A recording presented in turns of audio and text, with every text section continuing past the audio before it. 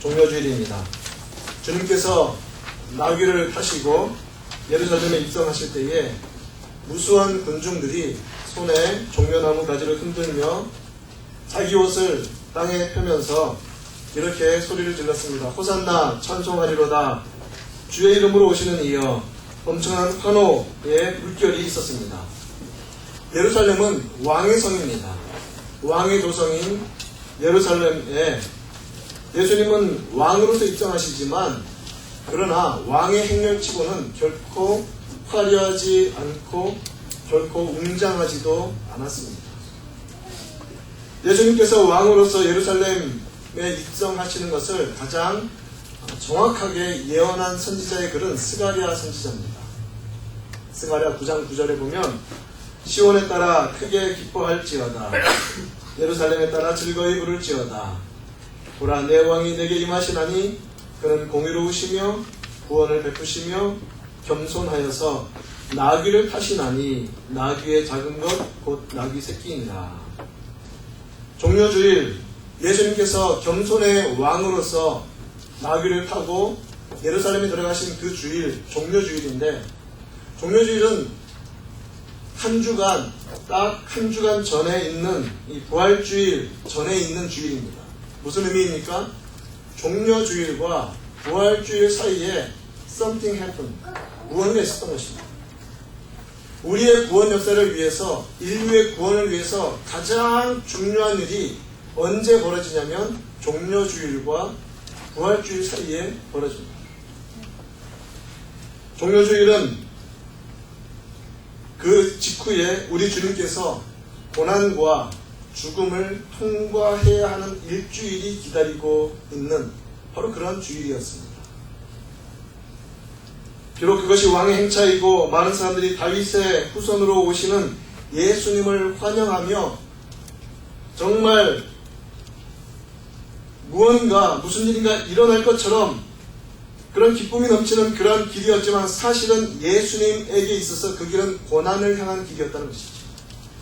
죽음을 향한 길이었다는 사실입니다.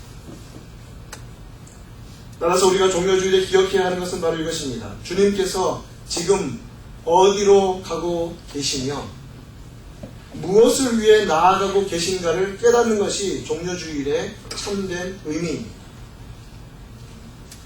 우리 주님께서는 무엇을 위하여서 고난과 죽음도 회피하지 아니하고 나아가고 계신 것입니까? 세례 요한이 예수님을 처음 보았을 때 외쳤던 음성을 우리는 알고 있습니다. 보라, 세상 죄를 짊어지고 가는 하나님의 어린 양이로다. 처음 예수님을 소개했던 그 표현처럼 예수님께서는 아무 죄가 없는 어린 양과 같은 분이십니다. 죄가 없으신 분이십니다. 그러나 세상의 죄를 대신 짊어지고 하나님에 의해서 마치 죄 있는 사람처럼 여김받아서 죄인이 되시고 하나님의 택하신 자녀들을 모든 죄에서 구원하시기 위하여서 대속의 제물로 대신 그 죄의 대가를 짊어지고 예수님은 이제 종려주일 이후에 부활주일을 향해서 그 전에 십자가를 향해서 걸어가셔야 하는 것입니다. 하나님께서 정하신 구원 방식이 바로 그것이었습니다. 자기의 아들을 대신 죽여서 하나님이 택하신 자들을 구원해 내시고야 마시는 것, 그것이 바로 천사들도 알지 못하였고 세상 어떤 사람도 이해하지 못하고 감히 생각지 못하였던 하나님의 구원 방식이었습니다. 그것을 위하여서, 그것이 완성되기 위하여서 예수님에게 한 가지가 필요한데 그것은 순종입니다. 고난과 죽음까지도 받아들이는 순종이 우리 예수님께 필요했습니다. 순종의 길, 구원의 길, 생명의 길로 우리 주님께서는 걸어가고 계신 것입니다. 비록 고난과 고통이 기다린다고 할지라도, 눈에 뻔히 보이는 것이 죽음이라고 할지라도 순종할 때 자신의 죽음을 통하여서 하나님께서 영원한 생명을 자신에게 맡긴 자들에게 주신다는 그 기쁨 때문에 우리 주님은 순종하며 가고 계신 것입니다.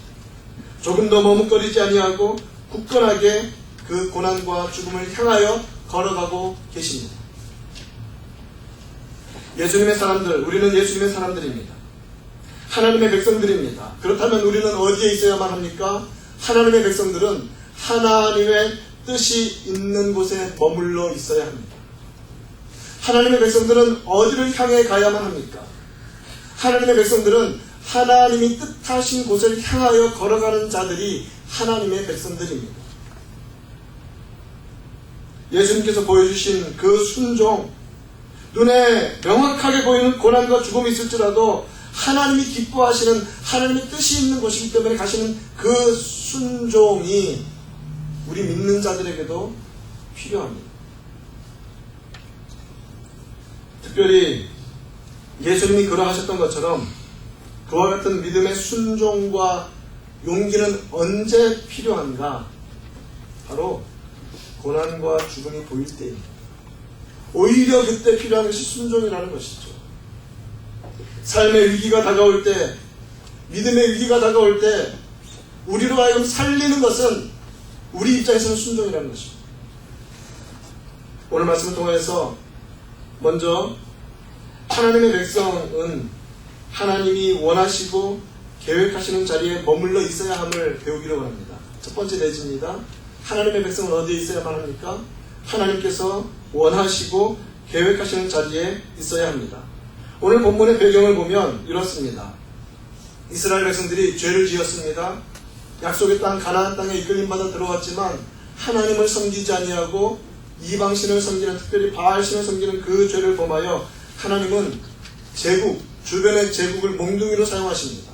먼저는 아수르라는 이 심판의 몽둥이를 사용하셔서 북쪽 이스라엘 왕국을 무너뜨리시고, 그리고 나중에 586년에 느부갓네살이라는 이 바벨론 왕, 신바벨론 제국의 위대한 왕이었던 느부갓네살을 직접 택하셔서 그를 몽둥이로 들어서 죄악을 범한 이스라엘을 벌하십니다. 다 무너져 버렸습니다. 다 잡혀갔습니다.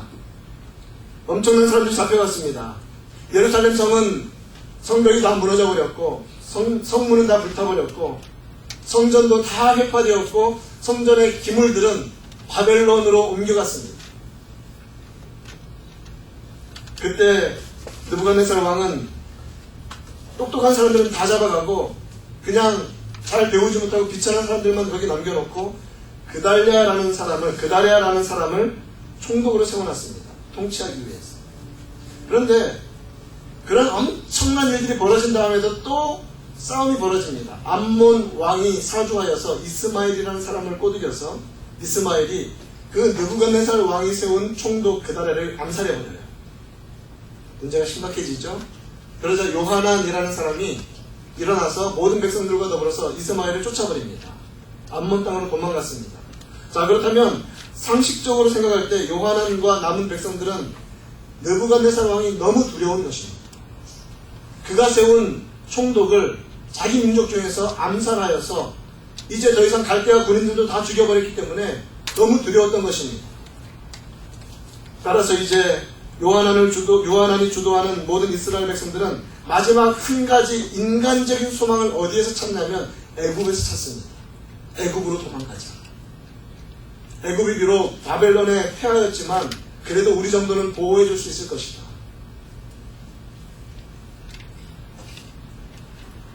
이제 그들은 애굽으로 가기 전에 마지막으로 예레미야에게 부탁을 합니다. 하나님의 뜻을 알기 위해서 기도해 달라고 요청합니다.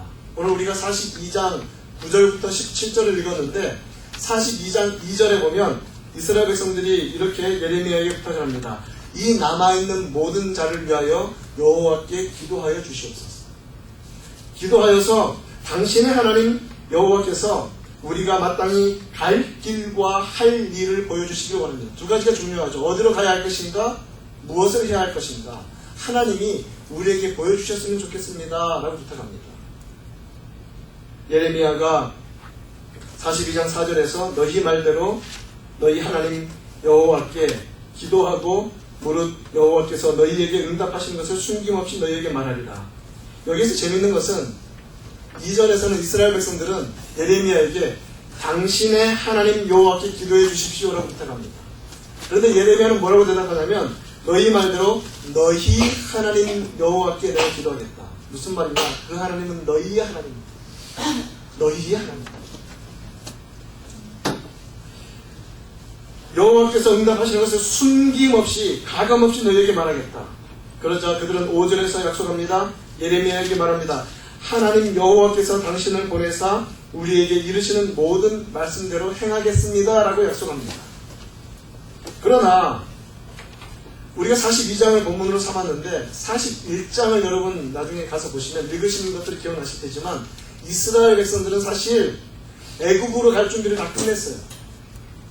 애굽으로 가기 위해서 베들레헴 근처 게롯 김함이라는 곳에 머무른 상태에서 마지막으로 예레미야에게 기도 부탁을 한 것입니다.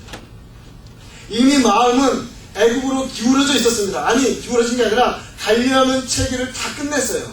준비까지 다 마친 상태입니다. 이제 자신들의 행동에 대하여서 하나님께서 보내주시길 원하는 것이 너무 컸던 거예요. 그래서 하나님의 인증을 바랬습니다. 여러분 요즘 인증이란 말이 아주 유행이죠. 인증샷. 나 여기에 가봤어. 이거 먹어봤어. 인증샷. 마치 그런 것처럼 하나님을 그냥 자신들이 내린 결정에 인증해 주기를 원하는 그런 분으로 사실은 부탁하고 있다는 거예요. 하나님의 뜻과 상관없이 결정된 자신들의 결정에 대하여서 하나님이 그래 가 라고 말해주길 원한다는 것이죠. 이것을 어떻게 할 수 있는가? 분명히 그들은 42장 6절에서 우리에게 좋든지 좋지 않든지 다 순종하겠다고 약속을 하는데 오늘 본문 우리가 같이 읽었지만 하나님은 뭐라고 말씀하세요? 여기 눌러 앉아 살아라. 여기 앉아 살면 내가 보호해 주겠다. 분명한 약속을 주셨습니다. 응답이 왔어요. 너무나 선명하게 왔습니다. 그러나 43장, 오늘 우리가 42장 읽었잖아요. 43장 2절에 가서 보면 그 모든 백성들이 예레미야에게 뭐라고 말하냐면 네가 거짓을 말하는도다. 여러분 이건 코미디도 정말 슬픈 코미디입니다. 당신들이 하는 말을 하나님의 말씀을 좋든지 안 좋든지 다 순종하겠습니다라고 분명히 약속했는데 자기들이 원하지 않는 대답이 나왔어요. 그러니까 너 거짓말하고 있지. 우리 하나님 여호와께서 너희는 애굽에서 살려고 그리로 가지 말라고 너를 보내어 말하게 하지 아니하셨느니라 라고 백성들은 대답을 합니다. 믿음의 길을 걸어갈 때 그리스도인들이 범하지 말아야 하는 기도의 태도가 그대로 들어가 있어요. 우리 성도들이 저와 여러분이 우리 모든 사람들이 범할 수 있는 그 아주 실수가 무엇입니까? 하나님의 뜻을 구하지 않아요. 내가 원하는 것이 무엇인지 너무나 분명해요. 애굽으로 가고 싶어. 그리고 애굽으로 갈 채비를 다 끝냈어. 진도 다 쌓았어요. 이제 ready and go 하면 돼요. ready set go. 마지막으로 그냥 하나님의 말씀을 가지고 가고 싶어요. 우리가 가는 길이 맞는 길이에요. 때로는 하나님께서 막으신다는 것이죠. 그럼에도 불구하고 그럼 뭐라고 말합니까? 너 거짓말하고 있지. 하나님 아니죠. 잘못 응답하신 것이죠. 라는 기도의 태도를 우리는 얼마나 많이 가지고 있는지 모릅니다. 그러나 그들은 애굽으로 가지 말아야 합니다. 왜냐하면 애굽은 어떤 땅입니까? 종 되었던 땅이기 때문에 그렇습니다. 애굽은 어떤 땅입니까? 하나님께서 건져내신 땅이기 때문에 그렇습니다. 잊혀져야 하는 땅입니다. 애굽은 잊혀져야 하는 땅이었어요.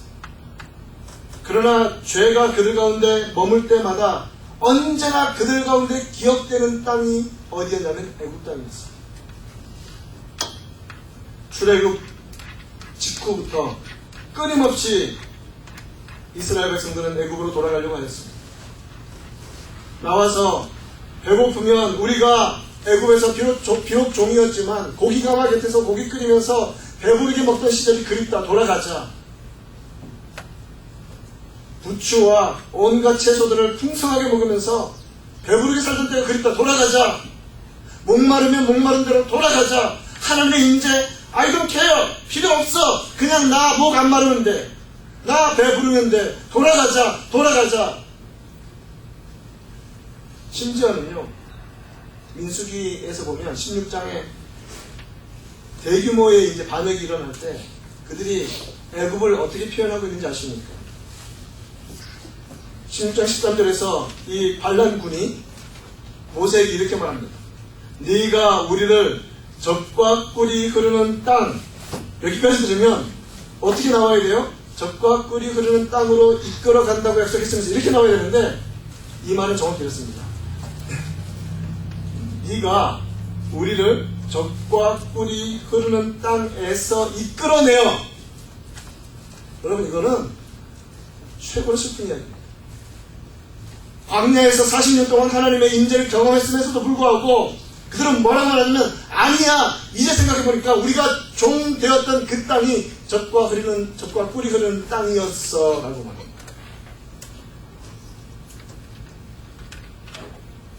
애굽으로 다시 돌아가는 것이 왜 죄입니까? 아까 말한 것처럼 애굽은 이스라엘이 종 되었던 땅이기 때문에 그렇습니다.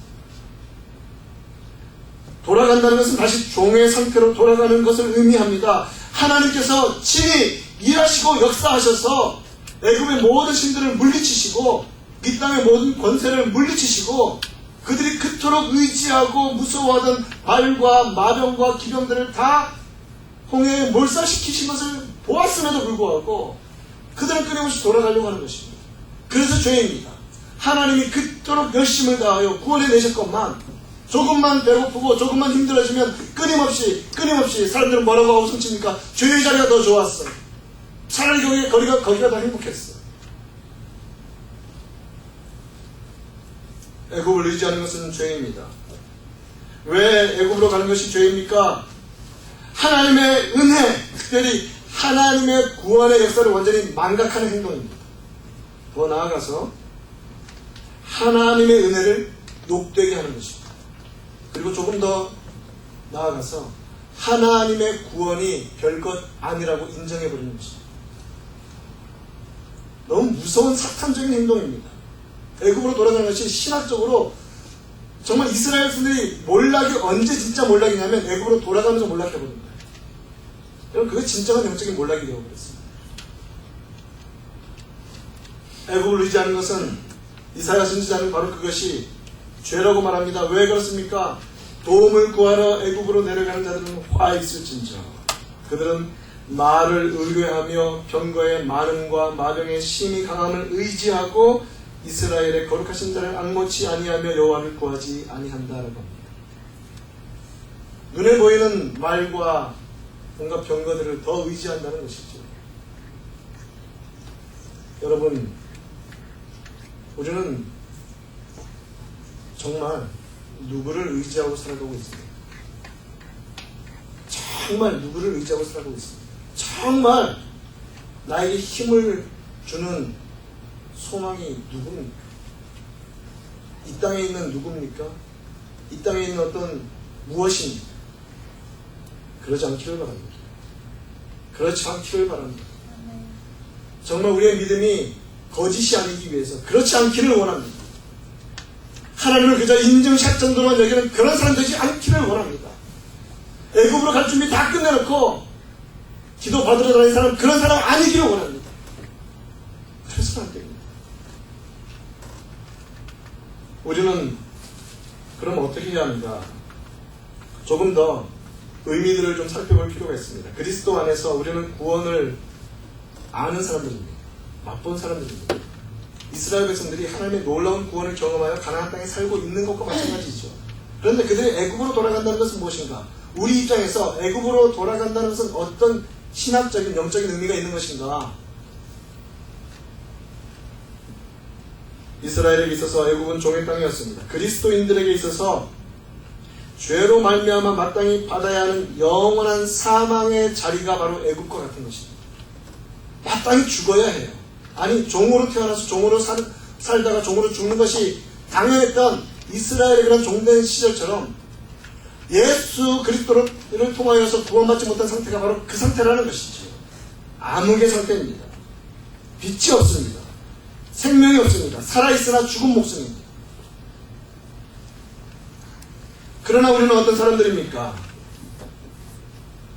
모세가 말했던 것처럼 그와 같은 선지자로 이 땅에 오신 예수 그리스도, 그 놀라운 구원을 경험한 자들이 아닙니까? 어두움의 세력에서 건진받아 아들의 나라로 옮겨진 자들이 되었습니다. We are moved. 수동태입니다. 우리는 옮겨진 자들이 되었어요. 하나님께서 우리를 흑암의 권세에서 건져내시어서 그의 사랑의 아들로 옮겨주셨기 때문에 우리는 죄의 사함을 받았습니다. 따라서 우리는 이전에는 before 예수님 이전에는 어두움이었습니다. 죽음이었습니다. 그러나 예수님 이후에는 빛이었습니다. 생명이었습니다. 요한복음 1장에서 분명히 선언하고 있지 않습니까? 빛이 이 땅 가운데 왔다. 생명이 이 땅 가운데 왔다. 그러나 이 땅에 있는 사람들이 어두움을 더 사랑하여서 그 빛을 거부하였다. 아들의 나라의 기쁨과 빛 대신 주님을 아는 자들이, 맛보았던 자들이 다시 애굽으로 간다는 것은 죄의 정욕으로 돌아가는 것이고 어둠의 상태로 돌아가는 것을 의미합니다. 하나님의 구원을 경험하여 하였지만, 가나안 땅에 심겨졌지만 그 이스라엘이 정말 최고의 위기를 만났을 때에 궁극적인 소망과 구원의 희망을 애굽에서 발견했다는 것은 심각한 문제가 있었던 것이죠. 약속이 있었음에도 불구하고 그것은 죄로 돌아가는 것입니다. 정욕으로 돌아가는 것입니다. 베드로 사도는 예수 그리스도를 알았지만 다시 죄 속에 들어가서 빠져나오지 않는 자들, 여러분 빠져나오지 못하는 것이 아니라 빠져나오지 않는 것입니다. 그런 사람들을 어떻게 비유하고 있냐면 이렇게 말합니다. 저희가 우리 주 되신 구주 예수 그리스도를 알므로 세상의 더러움을 피한 후에 잠깐 피하였어요.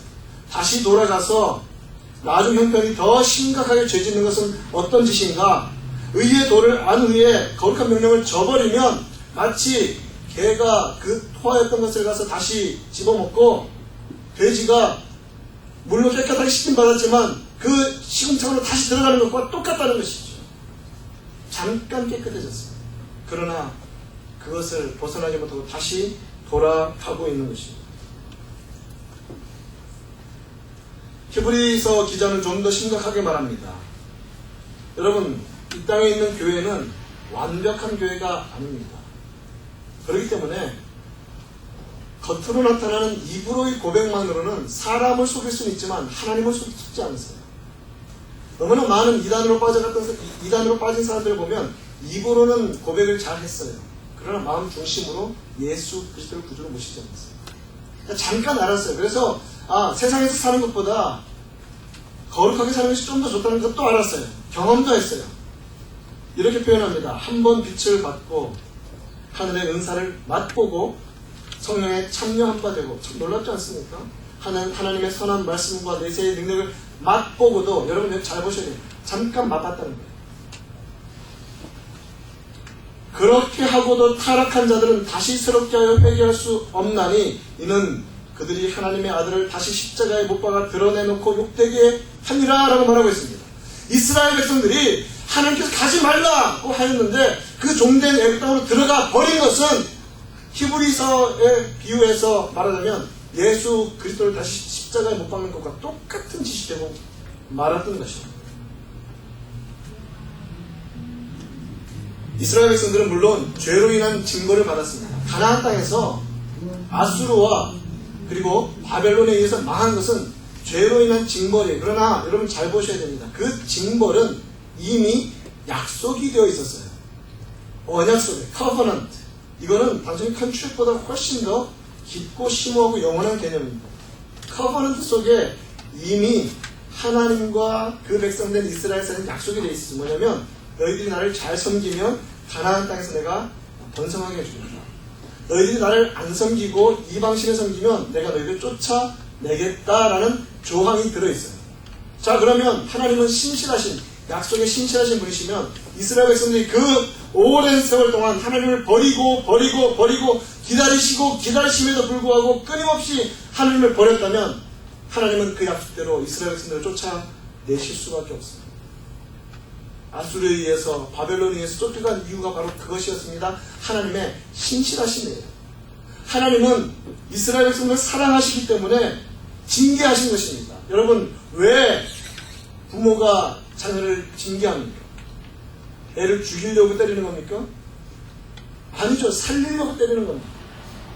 징계의 목적은 멸망이 아니라 생명입니다. 하나님은 이스라엘 백성들이 어떻게 해서든지 가나안 땅에서 하나님만 섬기는 백성이 되기를 그토록 원하신 것입니다. 그래서 오늘 말씀에서도 약속하시잖아요. 야, 바벨론 겁내지 마. 내가 너희를 지켜줄게. 여기서 나를 섬겨라. 여기서 나를 섬겨라. 히브리서 기자는 뭐라고 말합니까? 내 아들아, 주의 징계하심을 경히 여기지 말라. 그의 꾸지람을 받을 때 낙심하지 말라. 여러분, 부모님에게 혼나고 꾸지람 받을 때 너무 낙심해서 저분은 내 아버지가 아닌 것 같아, 이렇게 생각하면 안 되는 거죠. 너 그렇게 하지 말라고 말씀하시잖아요. 왜? 주께서 그 사랑하시는 자를 징계하시고 그 받아들이시는 아들마다 채찍질하십니다. 너무 사랑하시기 때문에 징계하신 거예요. 너무 사랑하시기 때문에 그 살아가야 할 규범들을 율법으로 주시고 그것을 지키지 못할 때 징계하시는 거예요. 저는 우리 집에 밑에 있는 그 남자아이들이 아무리 루드하고 심지어는 온갖 나쁜 짓을 하더라도 그놈들을 갖다가 때릴 수가 없습니다. 몽둥이 질을 할 수가 없어요. 그러나 우리 자녀들이 조금이라도 하나님 보시기에 기쁘시지 않으려 하면 저는 과감하게 몽둥이를 들 것입니다. 과감하게. 하나님은 왜 이스라엘 백성들을 벌하셨습니까? 그들을 너무 사랑하셔서 고치기를 원하시는 거예요.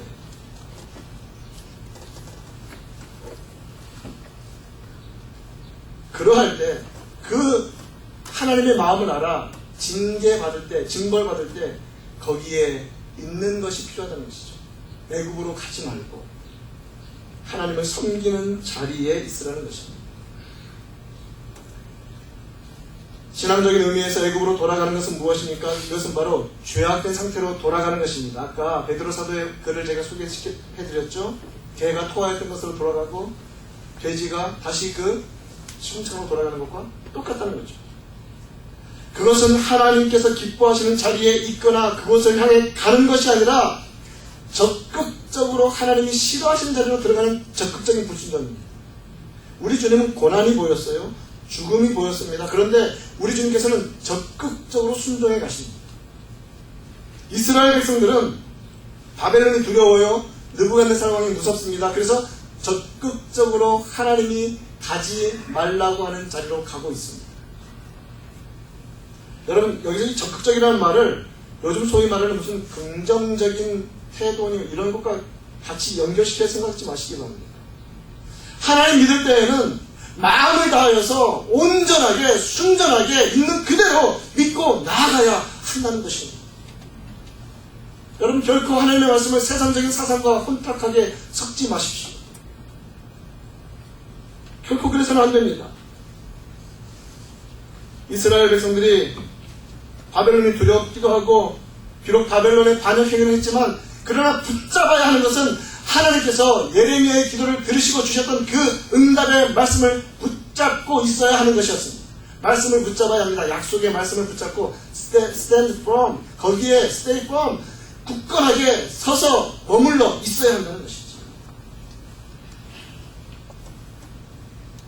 오히려 그럴 때일수록 하나님의 뜻으로 나아가야 합니다. 예수님께서 죽음이 보이는 그런 때에 더 적극적으로 하나님의 뜻을 위해서 나아갔던 것처럼 우리 주님께서는 12영도 더 되는 12군단도 더 되는 천군천사를 마음대로 부르실 수 있는 능력이 있는 분이세요.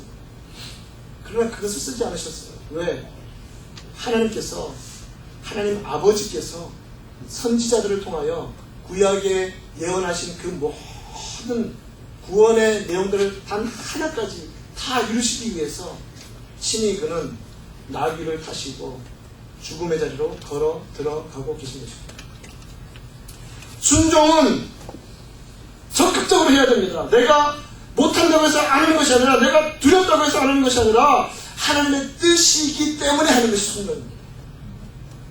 이걸 여러분 정말 크리스천으로 살려면 이걸 붙잡아야 할 것입니다.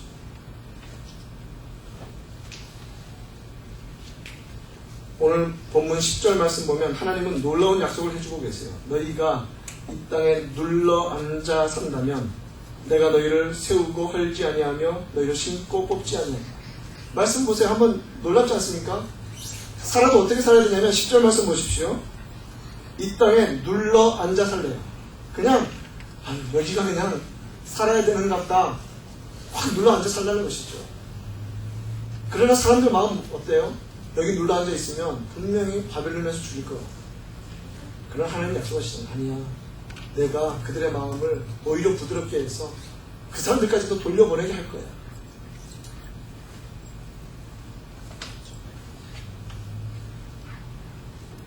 이제는 정말 우리가 수동적인 밀려다니는 신앙생활에서 좀 벗어날 필요가 있습니다.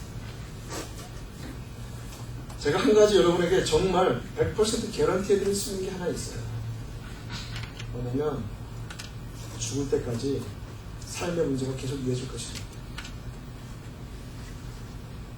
그건 제가 개런티 해드릴 수 있어요. 그게 호흡을 가지고 태어난 모든 인생들이 가야 하는 일상적인 길입니다.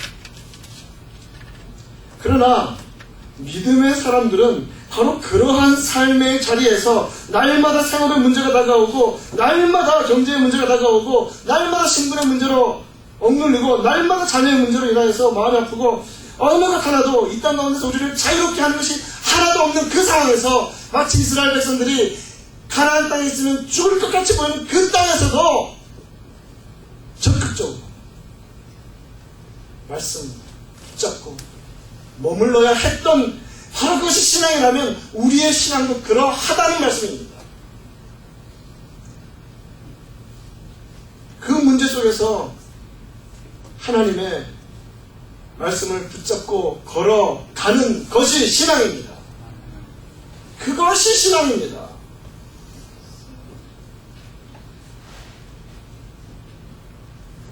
우리를 둘러싸고 있는 모든 세상의 것들은 날마다 변할 것입니다.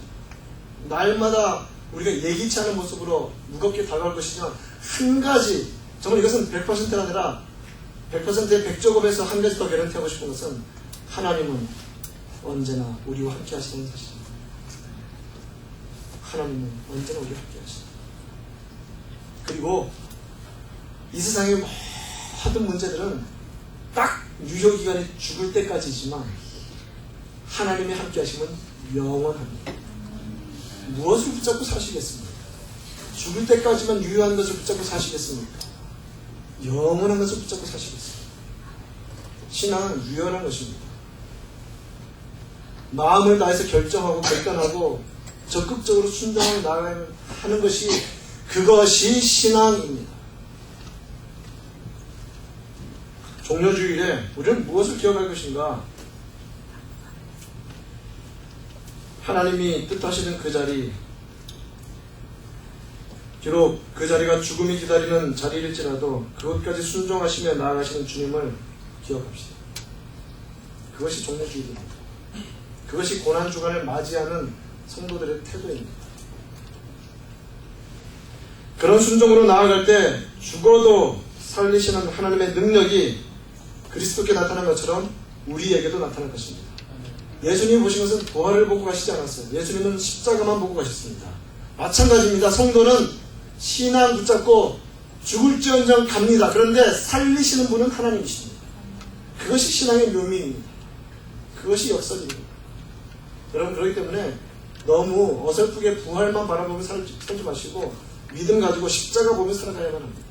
그러면 하나님이 살리십니다.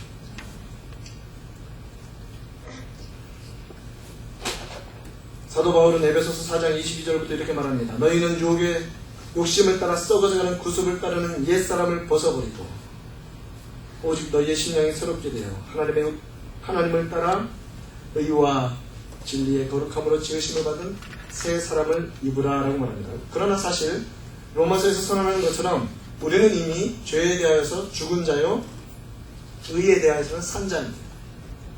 이미 우리에게는 새로운 생명이 있습니다.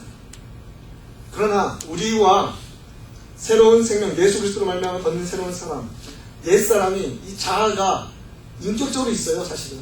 그래서 우리는 날마다 어디를 붙잡냐면 우리 속에 죽을 때까지 죄의 본성이 남아가지고 무엇을 붙잡으려는 그 본능이 있냐면 죄로 회귀하려는 이 죄악의 본능이, 회귀 본성이 우리 가운데 있어요. 그래서 조금이라도 성령의 충만함 받지 아니하고 예수 그리스도로 날마다 새 사람을 입지 아니하면 끊임없이 우리는 무엇을 뒤집어 쓰고 사냐면 옛사람의 성품을 뒤집어 쓰고 사는 거예요.